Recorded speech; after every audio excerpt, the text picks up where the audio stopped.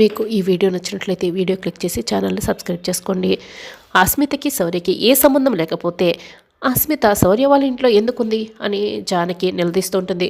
అస్మిత ఇక శౌర్య వాళ్ళ ఇంట్లో ఉండటం ఏంటి పెద్దమ్మా అని ప్రశ్నిస్తూ ఉంటుంది ఆద్య. లేదు, నేను విన్నాను. ఇందాక రామ శౌర్యతో ఫోన్లో మాట్లాడి గొడవ కూడా పడింది. వాళ్ళ నాన్న కోసం పెళ్లి పిట్టలపై కూర్చొని తాళి కట్టించుకుంటానని చెప్తోంది.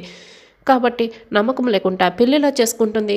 ఆ అస్మిత కథ ఏంటో, శౌర్య నిజాయితీ ఏంటో, ఆ ప్రమీల ఇచ్చిన మాట ఎంతో ఇప్పుడే నేను తేల్చుకోవాలి. ఇప్పుడే వెళ్తున్నాను అని జానకి చెప్తుంది. అయ్యో పెద్దమ్మ, ఈ సమయంలో వద్దు పెద్దమ్మ అని ఆద్య సీను అంటారు. లేదు, ఇది తీరిక కూర్చొని మాట్లాడుకునే విషయం కాదు. ఇప్పటికిప్పుడే తేలిపోవాలి. ఇదంతా నిజమో కాదో నేను తెలుసుకోవాలి. ఈ పెళ్ళి చెయ్యాలో వద్దా అన్న నిర్ణయం కూడా తీసుకోవాలి. ఎందుకంటే ఇది నా రామ జీవితం. పద ఆద్య వెళ్దాం అని జానకి చెప్తే ఆద్య జానకి ఇద్దరు కూడా శౌర్య వాళ్ళ ఇంటికి వస్తారు. డోర్ కొట్టడంతో ప్రమీల రవీందర్ ఇద్దరు డోర్ ఓపెన్ చేస్తారు. మీరా ఎందుకు ఇలా వచ్చారు అని ప్రమీల అడుగుతూ ఉంటుంది. ఈ టైంలో వస్తే ఎందుకు వచ్చారని అడగాలి కానీ ఇలా అడగకూడదు అని ఆద్య అంటుంది. దీని మాటలు పట్టించుకోకండమ్మా, రండమ్మా రండి అని రవీందర్ చెప్తాడు. ఎందుకు వచ్చారు అని ప్రమీల ఇక కోపడుతూ ఉంటుంది. మేము శౌర్యతో మాట్లాడాలి అని ఆద్య అంటుంది. శౌర్యతో మాట్లాడిన అవసరం లేదు, ఏమున్నా కూడా నాతో మాట్లాడండి అని ప్రమీల అడుగుతుంది. ప్రమీల, నువ్వు కాస్త ఊరుకుంటావా అని రవీందర్ అంటాడు. మీరు ఊరుకోండి, ముందు చెప్పండి అసలు ఏం మాట్లాడడానికి వచ్చారు శౌర్యతో మీరు అని ప్రమీల కోపడుతుంటే అస్మిత ఎవరో తెలుసుకోవడానికి వచ్చాం అని జానకి అంటుంది. అస్మిత ఎవరో కాదు, మా కుటుంబ సభ్యురాలే. ఇందులో ఏముంది తెలుసుకోవడానికి అని ప్రమీల అంటుంది. ఏ విధంగా అని జానకి అడుగుతుంది. తను మా కోడలు అని ప్రమీల అంటుంది. మరి రామా అని జానకి అంటే తనకు అర్హత లేదమ్మా. కోరి తెచ్చుకుందామని మేము చాలా ప్రయత్నించాం, కానీ మమ్మల్ని అవమానించింది, చాలా పేర్లు పెట్టింది, మేము తలదించుకునేలా మాట్లాడింది, అత్తమామలు అని చూడకుండా అసహించుకొని మాట్లాడింది. కానీ అస్మిత అలా కాదు, మమ్మల్ని అభిమానించింది.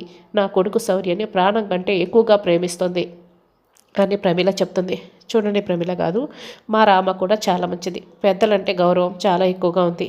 కానీ ఎక్కడో ఏదో పొరపాటు జరిగి మా రామ మీ శౌర్యాన్ని అసహించుకొని ఉంటుంది.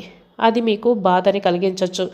కానీ పెళ్లి కుదిరిన తర్వాత మా రామాని కాదని ఎవరో అమ్మాయిని కోడలని వెనకేసుకురావడం మా రామ గొంతు కోయడం అవుతుంది కదా అని జానకి అంటే, మీ అబ్బాయి మా ఊరొచ్చి పంచాయతీ పెట్టి మా ఆయన కాళ్ళు పట్టుకొని రామాన్ని పెళ్లి చేసుకుంటానని చెప్పిన తర్వాతే ఈ పెళ్ళికి మేము అంగీకరించాం కదా. మరి ఇప్పుడు మీరు ఇలా మాట్లాడడం కరెక్టేనా? మీతో కాదు, నేను బాబుతోనే మాట్లాడి తేల్చుకుంటాను. ముందు పిలవండి, శౌర్య ఎక్కడున్నాడని జానకి అడుగుతుంటే, పిలవడం కుదరదని చెప్పాను కదా అని ప్రమీల అంటుంది. లేదు, నేను మాట్లాడాల్సిందే అని జానకి అంటుంది. పైనున్నాడు, వెళ్ళండమ్మా అని రవీందర్ అంటాడు. జానకి ఆద్య ఇద్దరు కూడా పైకి వెళ్తూ ఉంటారు. ఆద్య శౌర్య గది దగ్గరికి వస్తుంది. శౌర్య అని తలుపు తెరిచి చూస్తుంది. అక్కడ శౌర్య అస్మిత ఇద్దరు కూడా ఒకరిపై చేతులు కాళ్ళు వేసుకొని గాఢ నిద్రలో ఉంటారు. అది చూసిన ఆద్య తలదించుకుంటుంది. ఏంటబ్బా ఆద్య ఎలా తలదించుకుంది అని జానకి వెంటివైపు చూస్తుంది. ఇక శౌర్య అస్మిత అలా ఉండడంతో జానకి కోపంగా చాలా షాక్ అయి చూస్తూ ఉంటుంది. జానకి అయితే దాన్ని చూడలేక ఛీ అని జానకి కూడా తలదించుకుంటుంది. అప్పుడే రవీందర్ ప్రమీల ఇద్దరు కూడా గది దగ్గరికి వస్తారు. రవీందర్ ఒక్కసారిగా దాన్ని చూసి శౌర్య అని గట్టిగా అరుస్తూ బెడ్ దగ్గరికి వచ్చి పిలుస్తూ ఉంటాడు. శౌర్యకి మెలకు వస్తుంది. పక్కన అస్మితను చూసుకుంటాడు. అక్కడ జానకి ఆద్యని కూడా చూస్తాడు. ఇక బాగా షాక్ అవుతాడు. నువ్వేంటి ఇక్కడ, నువ్వెందుకు వచ్చావు నా గదిలోకి అని కోప్పడుతుంటాడు. అబ్బా ఏమైంది డార్లింగ్ అని అస్మిత ఇక అప్పుడే నిద్రలేచినట్టు అడుగుతూ ఉంటే, నువ్వెందుకు వచ్చావు నా గదిలోకి అని శౌర్య కోప్పడుతూ అడుగుతూ ఉంటాడు. ప్రమీల అయితే నవ్వుకుంటూ ఉంటుంది. అదేంటి డార్లింగ్ అలా అడుగుతున్నావు? డైలీ ఇదే బెడ్ మీద మన ఇద్దరం కలిసే కదా కాపురం చేస్తున్నాం అని అస్మిత అంటుంది. మరి ఇప్పుడెందుకు ఇలా అడుగుతున్నారు అని అస్మిత సిగ్గుపడుతూ అడుగుతూ ఉంటుంది. శౌర్యపై చేయి వేయబోతూ ఉంటుంది. చీ అని అస్మిత చేతిని విదిలించేస్తాడు. అప్పుడే అటుపక్క తిరుగున్న జానకి ఆద్య వైపు శౌర్య అయితే షాక్ అయి చూస్తూ ఉంటాడు. శౌర్య మంచం దిగిపోతూ ఉంటాడు. వెంటనే అస్మిత శౌర్య చేయి పట్టుకుంటుంది. గట్టిగా బెడ్ పైనే కూర్చోపెడుతుంది. వీళ్ళందరూ ఈ టైంలో ఇక్కడికి వచ్చారేంటి, ఈ టైంలో మన బెడ్రూమ్లోకి వచ్చారెందుకు అని బయట సర్దుకొని లైట్ ఆఫ్ చేసి తలుపులు గడియ పెట్టమంటే పెట్టలేదు, మీరు వినలేదు, ఇప్పుడు చూడు ఏమైందో అని అస్మిత శౌర్య చేపట్టుకొని మాట్లాడుతూ ఉంటుంది. చి అని శౌర్య అస్మిత చేతిని విదిలించేసుకుంటాడు. మంచం పైనుంచి ఒకసారిగా కిందకి గెంతుతాడు. జానకి దగ్గరికి వస్తాడు. జానకి చేతులు పట్టుకొని అత్తయ్య మీరు చూసింది ఏది నిజం కాదు, నమ్మకండి అత్తయ్య అని చేతులు పట్టుకొని అడుగుతూ ఉంటాడు.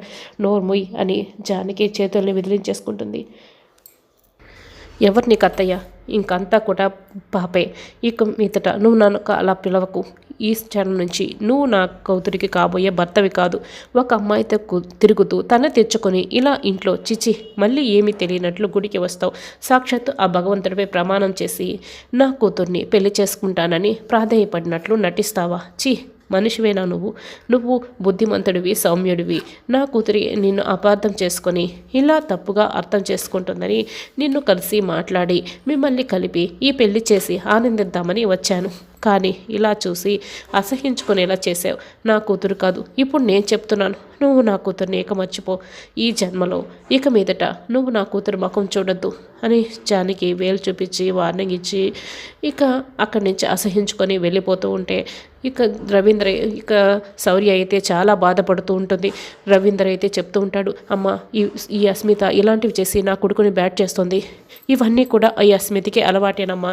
మా వాడు నువ్వు అనుకున్నట్లు చెడ్డవాడు కాదమ్మా, నమ్మమ్మా అని రవీందర్ అంటూ ఉంటాడు. చాలండయ్య, ఇంకేం మాట్లాడద్దండి. ఇక్కడ జరుగుతున్న భాగవతం తెలిసి గుమ్మం దగ్గరే ప్రమీల గారు మేము ఇవన్నీ చూడకూడదని మమ్మల్ని ఆపే ప్రయత్నం చేసినట్లున్నారు. ఇప్పుడు మాకంతా తెలిసిపోయింది కదా, ఇంకా మీరు మమ్మల్ని ఆపే ప్రయత్నం చేస్తున్నారా? ఒక అమ్మాయికి తాళి కట్టకుండానే మీ అబ్బాయి ఇంట్లో పెట్టుకున్నాడని తెలిసి కూడా మా అమ్మాయితో సంబంధం మాట్లాడడానికి మా ఇంటికి ఎలా వచ్చారు మీరు? చెప్పండి, ఎలా వచ్చారు అని జానకి ఇక ప్రశ్నిస్తుంటే పెద్దమ్మ అని ఆజ్య ఏదో చెప్పబోతుంటుంది. ఆగాజ్య, ఇంకేం మాట్లాడుకు, మనం ఇక్కడ ఒక్క క్షణం కూడా ఉండకూడదు, పదాజ్య అని జానకి ఆజ్యం తీసుకొని కోపంగా వెళ్తూ ఉంటుంది. అత్తయ్య ఆగండి అత్తయ్య అని శౌర్య, ఆగు చెల్లెమ్మ అని రవీందర్ ఇద్దరు కూడా పిలుస్తూ ఉంటారు. వాళ్ళైతే వెళ్ళిపోతారు. శౌర్య ఒక్కసారిగా ఇక చాలా బాధపడుతూ కుప్పకొల్లిపోతాడు. శౌర్య అని రవీందర్ పిలుస్తూ ఉంటాడు. శౌర్య చాలా కోపంగా టెర్రస్ పైకి వెళ్తాడు. శౌర్య కోపంతో ఇక రగిలిపోతూ ఉంటాడు. రవీందర్ కూడా చాలా కోపంగా ఉంటాడు. ఆడపిల్లవేనా నువ్వు? అసలు నువ్వు చేస్తున్న పని ఏంటో నీకు తెలుస్తోందా? అసలు ఒక ఆడపిల్ల చేసే పనేనా ఇదంతా? ఏం సాధించడానికి అని రవీందర్ అడుగుతూ ఉంటాడు. మీ అబ్బాయిని సాధించుకోవడం కోసమే తప్పని పరిస్థితుల్లో ఇలా చేశాను అంకుల్ అని అస్మిత అంటుంది. దీన్ని సాధించుకోవడం అనరు, వేధించడం అంటారు. నిన్నటి వరకు నువ్వు నా కొడుకు జీవితానికే మచ్చవి కాదు, మా కుటుంబానికే మాయను మచ్చలా తయారైపోయావు. అన్నయ్య గారు అని పిలిచే ఆ జానకమ్మ చేత నన్ను నా కుటుంబాన్ని అసహించుకునేలా చేశావు. ఇలాంటి దానివి అంటే నువ్వు కోడలుగా కొల్చావు. కోడలు అంటే ఆ ఇంటికి వెలుగునివ్వాలి అంటే, అంతేగాని కోడలంటే ఇలాంటి కొరువుని పక్కన పెట్టుకుంటే ఆ ఇంట్లో ఉన్న మనుషుల్ని కాల్చి బూడిద చేసేస్తుంది అని రవీందర్ చెప్తాడు. అస్మిత, ఎందుకమ్మా ఇలా చేశావు? వాళ్ళతో చెప్పినట్లు రోజు నువ్వు మా వాడి గదిలో ఉంటున్నావా అని ప్రమీల అడుగుతుంది. లేదంటే అని అస్మిత చెప్తుంది. మరెందుకు ఇలా చెప్పావు అని రవీందర్ అడుగుతాడు. నేను శౌర్య కోసమే ఇదంతా చేశాను. శౌర్యనే నా భర్త అనుకున్నాను. ఈ ఇల్లే నా పుట్టినిల్లు మెట్టినిల్లు అనుకున్నాను. ఈ ఇంటి కోసం, శౌర్య కోసం నేను నా కన్న వాళ్ళని కూడా వదిలేసి వచ్చేసాను. నేను శౌర్య సార్ కోసమే ఇదంతా చేశాను అని ఇక అంతకుముందు జరిగిందంతా శౌర్య చెప్తూ ఉంటుంది. ప్రమీల జానకి ఆద్యతో మాట్లాడుతూ ఉంటారు. మాట్లాడుతూ ఉంటే ఇక ఇదంతా చూసిన అస్మిత వెంటనే శౌర్య గదిలోకి వెళ్ళి శౌర్యపై కాలు చేతులు వేసుకొని అలా పడుకున్నానని అదంతా చెప్తూ ఉంటుంది. శౌర్య సరే నేను సర్వస్వం అనుకొని నేను వచ్చాను, మరి ఇలా చేయకపోతే నా బతికేమైపోవాలి, అందుకే ఇలా చేయాల్సి వచ్చింది అని అస్మిత అంటుంది. వెంటనే శౌర్య అయితే పిడికిలు బిగిస్తాడు. అక్కడ ఉన్న దాన్ని 2 గుద్దులు గుద్దుతాడు. ఆ మూట కాస్త కింద పడిపోతుంది. శౌర్య చేతికి బాగా గాయమవుతుంది, రక్తం కారుతూ ఉంటుంది. శౌర్య ఏంట్రా ఇదంతా అని రవీందర్ ప్రమీల బాధపడుతూ ఉంటారు. శౌర్య సార్ అని అస్మిత శౌర్యాన్ని పట్టుకోబోతూ ఉంటుంది. అని శౌర్య ఒక్కసారిగా గట్టిగా అరుస్తాడు. ఒకసారి రామలక్ష్మి దగ్గర నా పరువుని ఎరగా పెట్టి ప్రేమ అన్నావు, ఇప్పుడు మా ఫ్యామిలీ పరువుని ఎరగా పెట్టి ప్రేమ అంటున్నావు. నాకు దగ్గర అవ్వడానికి నన్ను దగ్గరగా దిగజారిస్తే అది ప్రేమ ఎలా అవుతుంది? ఎలా అవుతుంది చెప్పు? ఇది ప్రేమ కాదు, పైశాచికత్వం, ఉన్మాదం అని శౌర్య ఇక వేలు చూపిస్తూ చెప్తూ చాలా బాధగా అక్కడి నుంచి వెళ్ళిపోతాడు. ఆద్య స్కూటీ దిగుతుంది. వెంటనే జానకి ఆయనకి చెప్పి వెంటనే ఈ పెళ్ళి ఆపించేస్తానని జానకి అంటుంది. పెద్దమ్మ మనం చూసింది అది కూడా నిజం కాకపోవచ్చు. శౌర్య సార్ చాలా మంచివారు. అస్మితకి ఇలాంటి నీచపు కుట్రలు చేయడం అన్నీ కూడా అలవాటే అని చెప్తూ ఉంటుంది. మన కళ్ళతో మనం చూసిన తర్వాత ఆ ప్రమీల అలా మాట్లాడిన తర్వాత కూడా ఇదంతా అబద్ధమని నువ్వెలా చెప్పగలుగుతున్నావు ఆద్య? మన టైం బాగుంది కాబట్టే ముందే ఈ కుట్రంతా తెలిసింది. లేదు, డ్రామా పెళ్ళి నేను ఆపే తీరుతాను, ఆయనతో చెప్పే తీరుతాను. ఏమండి అని జానకి గట్టిగా అరుస్తూ ఉంటుంది. వద్దు పెద్దమ్మ అని ఆద్య అంటుంది. జానకి అయితే బాగా అరుస్తూ ఉండటంతో ఎవరు పిలిచేదని రఘురామ్తో సహా అందరూ కూడా కుటుంబ సభ్యులందరూ బయటకు వస్తారు. రఘురామ్ రాగానే జానకి ఆద్య వెనకాల దాక్కుంటుంది. ఇక్కడ జీవితాలు పాడైపోతున్నాయి అని చెప్తూ ఉండటంతో ఎవరి జీవితాలు అని రఘురామ్ అడుగుతాడు. ఇంకెవరివి? మన రామ జీవితం అని. ఆ శౌర్య మంచివాడు కాదు అని జానకి అంటూ ఉంటుంది.